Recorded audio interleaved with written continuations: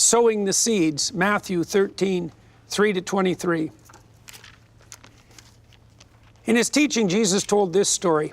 Listen, a farmer went out to sow his seed, and as he sowed, some seeds fell by the wayside where they were trodden underfoot, and the birds of the air came and ate them up. Other seeds fell on stony ground where they had not much soil. These shot up at once because the soil was shallow, but when the sun rose, they were scorched, and because they had no root or moisture, they withered away.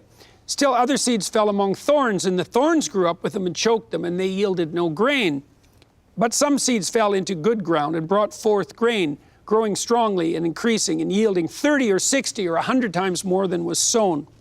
And after Jesus finished saying this, he called out, "He who has ears to hear, let him hear." All right, so I'll make a couple of comments on that. I'll turn to Jonathan, I think, to begin with, to discuss the symbolic reference of this particular story. One of the things I found particularly mysterious about this, and this is echoed in many other parables. So there's the wheat and the weeds, for example, and the seed growing of itself, the mustard seed and the yeast. There's an insistence in Christ's parable accounts that the right metaphor for idea is seed. And I think that's brilliant, speaking psychobiologically, because it's a real mistake to think of an idea like a sentence in a book, or an idea like an element in an Excel spreadsheet. An idea is in truth something alive. And if you can plant an idea is alive in that a sophisticated idea contains far more than you could ever possibly imagine. This is one of the things that Solzhenitsyn revealed in his critique of communism. Up to Solzhenitsyn, this is roughly speaking, most critics of the communist empire criticized it on the basis of its implementation. And Solzhenitsyn was really the first credible intellectual to come out and say, no, from evil seeds, evil fruit grows. The reason that communism fails everywhere it's tried isn't because it's implemented improperly, which is what all the radical leftists still say. It's because there's no way of making something edible grow if you plant poisonous seeds. And what Christ is pointing out here is that ideas are like seeds and that you want to plant the proper ideas. And I would say the biblical corpus, one way of thinking about the biblical text, is it's the seed from which Western culture itself grew. And if we lose that, we'll be in this situation where these other seeds fell on stony ground where they not much soil. These shot up at once because the soil was shallow, but when the sun rose, they were scorched, and because they had no root or moisture, they withered away. That's the situation we're in now. So that's some of the explication around the idea of the seed. Yeah. Do you want to just read the parable, or do you want to read, because in this particular parable, Jesus then gives the explanation. And he not only does he give the explanation, but he also puts a little preamble where he basically says that these things are hidden to most people. That in fact, the mysteries that he's bringing about, most people cannot see them, cannot hear them, that the generation is blind, and that he's gathered these disciples around him in order to reveal these mysteries to them. And then he gives the explanation. But what's interesting is that even in the explanation, right, even as he explains it, the mystery still remains. It's not as if it's because he says, like, the kingdom of heaven is this, then he explains that he makes it about basically receiving the word and then how the word grows in the world. And he talks about distraction, he talks about, the cares of the world that takes that away. And so it still also doesn't completely explain what it is that the parable is about. But that's also what the parable is so powerful. This parable, I think, is one of the most powerful parables to explain what it is that Jesus is. When we talked about at the beginning in John, when it says the light comes, the seed comes, all of these elements of heaven, right? Something that comes from above. And the seed it's like a pattern without body. That's the best way to understand it. It has little body. It's not completely invisible, but it can help you understand what a pattern without body is. And then it encounters potential, it encounters that which it can grow in, and then it grows. So what Jesus is describing is like, it's a description of reality.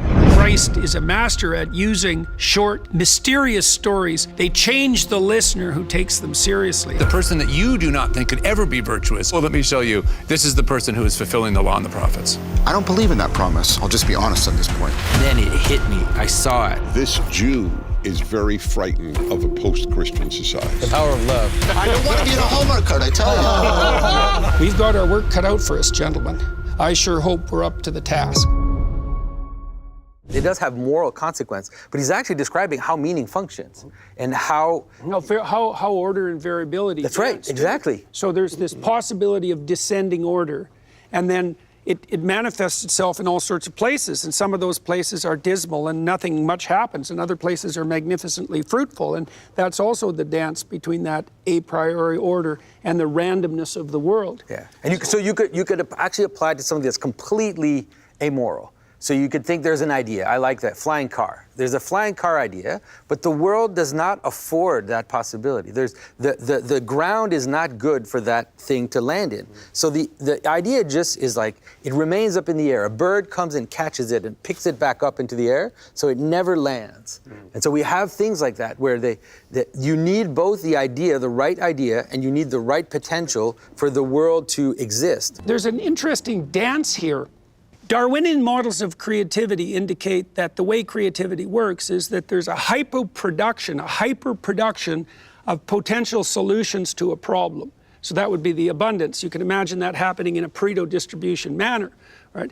But then there has to be a selection mechanism after that. So you want a plethora of possibility. That's even what happens on the evolutionary front. And then careful selection from that. And that's what's being referred to here, is that we want a plethora, we want an abundance, we want to set the pattern of heaven in a productive dance with the possibilities of the world.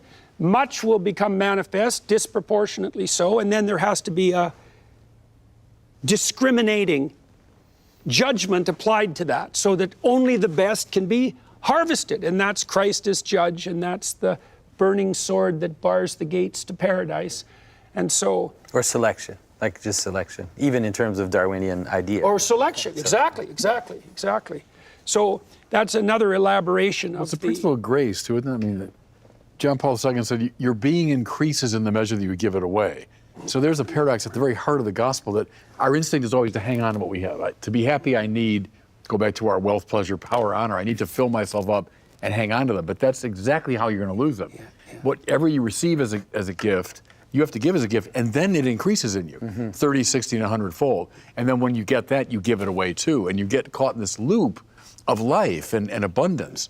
And then the opposite instinct is going to cause all the trouble, and I'm clinging to what I have, and then I lose it. You kill what you cling to. Right. So the little you have will be taken away. Exactly. Well, so you see, I saw in the academy, John, maybe you could comment on this. There's two kinds of professors. There's professors who cling to their ideas and want credit for them.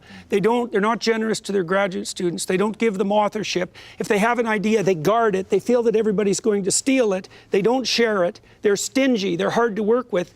And the capability of those people to generate ideas plummets across time. Then you have the other sort, this was my advisor, who just gives every idea away. And the consequence of that is that he gets a tremendous amount of positive feedback and enthusiasm on the part of others. And neurophysiologically, that enthusiasm, that's incentive reward, it produces dopamine. And dopamine produces neural growth. And so if I share an idea with you and you're enthusiastic about that and I regard that as rewarding, my brain will increase the number of resources devoted to the system that generated that idea. And so if you give things away and you get a positive social consequence of that, the source of the ideas itself is going to make itself more manifest. And that's the well that never runs dry. The great modern pagan Goethe used to put it even more radically, but with an even more Christian inflection, where he said, "Sterbe und werde," die and become.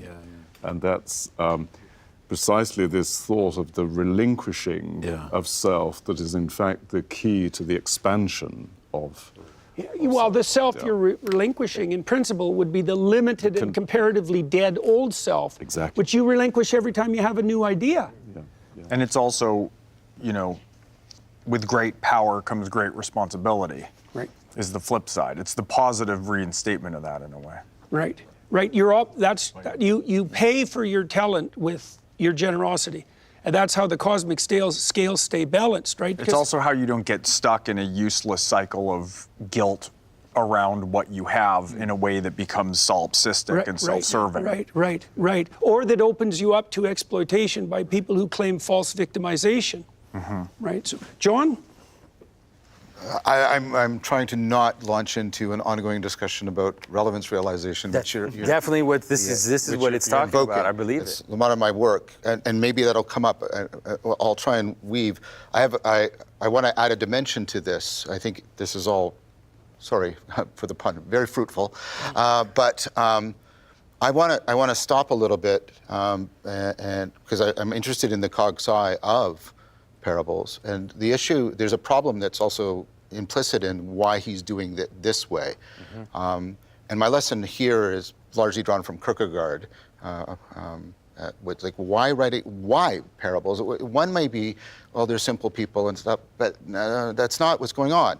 And you know that's not what's going on because Jesus keeps saying, if you have ears, hear. There's an issue about a resistance to understanding that the parable addresses. Now that means that there's a truth in there that is in some way threatening to how people normally, naturally, natively see the world and assume an identity in the world. There's a threat in the parable, right? And so I like to try it. I like to try and this is, you know, the parable that Kierkegaard gives of the wild goose. There's this wild goose and it can fly, and it flies in and it talks to all the tame geese and it's telling them about flying, and they love it and they love it, and eventually, right, but they get sick of it, and then they get angry and they want to drive them away. And now if the story stopped there, we all would say, oh, well, you know, the wild geese is Socrates or Jesus, and we identify with them and we want to be like them and everything. But that story doesn't end there. The story is, but the wild goose couldn't fly away because he had spent so much time with the tame geese that he had forgotten how to fly. And you go, oh, and there's a shock in there. And what you realize is you easily identified with Socrates or Jesus, because it's unclear in the parable because Kierkegaard's always talking about both, right? And the point is, what identity are you projecting into the narrative? Because that's what narrative is about. It's about practicing perspective taking. It's about practicing assuming identities. What identity are you naturally, automatically projecting into the parable? And then how is it challenging that? How is it threatening to the way you normally understand, the way you normally see? And you're invoking creativity.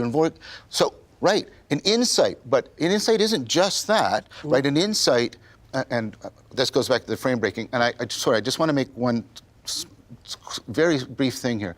Yesterday, I misstated something, and I want to apologize for it. I misstated that you and I published a paper together on breaking frame. That's not right. What was right is that you and I shared Colin DeYoung, who was a TA, and Joe Flanders, who was an undergrad, and we were sharing ideas through them, and you wrote an acknowledgement on that I inspired the experiment, right, especially around like breaking frame. I just wanted to give them due credit. I realized, I made a mistake, and I just wanted to. So there's a parable I'm going to interject another parable here that's relevant to what you said, because it has this, it speaks of the complexity of breaking frame. Because one of the things you might ask is, well, if there's a pathway to enlightenment, why don't people just follow it? Because that sounds like a good deal. And it's because there's a sacrificial loss that's involved. But that's what I was trying to get at. Yes. I was trying to get at that, exactly, that's exactly it. This isn't the creativity, I'm trying to elaborate. I'm not trying to challenge your idea. It's not just the creative an idea. This is to be born again. This is the creation of a new way of seeing and being in the world. And it requires the death of the old. Exactly, right? And there's a challenge to the identity. Right. And so you see that reflected in the idea of the post-tyranny desert sojourn of the Egyptians. They get out of the tyranny, but then they're in the desert. There's a cost to a creative transformation, and the cost of the creative transformation is the death of the old. And that's part of the crucifixion and resurrection idea. This is portrayed in this parable, I believe, if I've got this right.